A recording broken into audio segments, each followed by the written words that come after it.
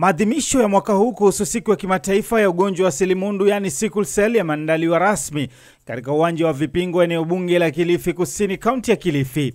Viongozi mbalimbali wakiwemo wawakilishi wa Wizara ya Afya katika serikali ya kitaifa, serikali ya kaunti, wahisani, maafisa wa afya nyanjani pamoja na wakazi wamefika kuhudhuria maadhimisho hayo.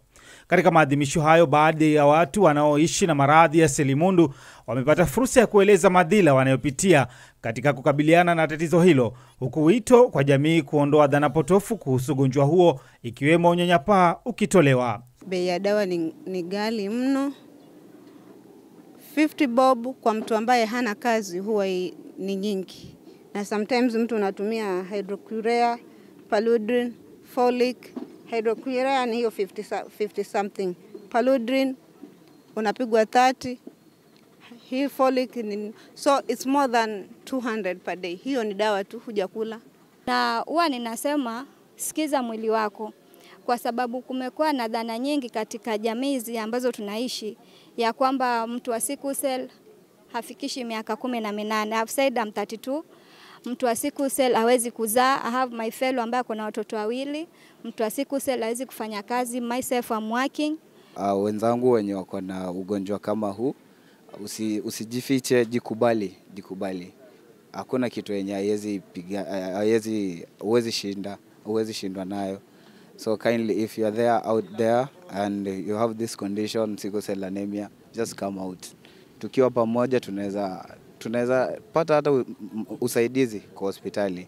Kwa upande wake, waziri wa afya kaunti ya Kilifi Peter Mwarogo, kupitia hotuba yake iliyosomwa na mkurugenzi wa afya kaunti ya Kilifi Leli Hassan, ameshinikiza wagonjwa wa selimundu kuhakikisha wanajisajili kwenye mpango wa afya ya jamii SHA ili kupata matibabu kwa gharama ya chini, kauli ambayo imeungwa mkono na naibu gavana wa kaunti ya Kilifi Flora Mbetsa Chibule. Kilifi County, the burden is especially high.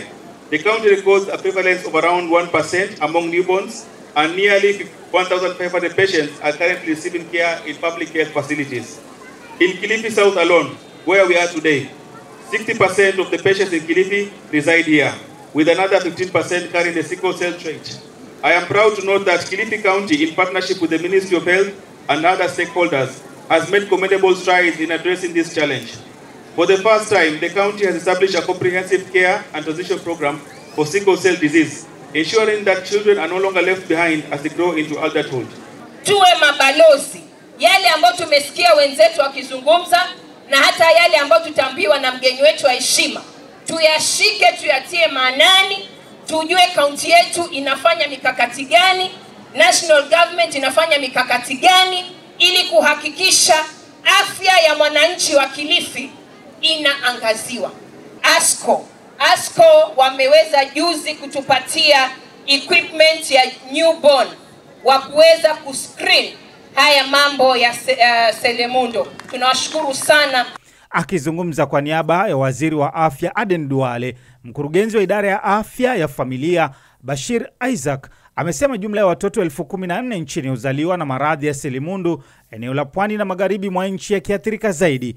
Anasema mikakati zaidi ya kiafya inafaa kutekelezwa ili kukabiliana na maradhi hayo. Sickle cell disease remains one of the most pressing inherited blood disorders, especially in Africa. In Kenya alone, an estimated 14,000 children are born with the condition each year. The burden weighs heaviest in counties that are in the western and coastal regions.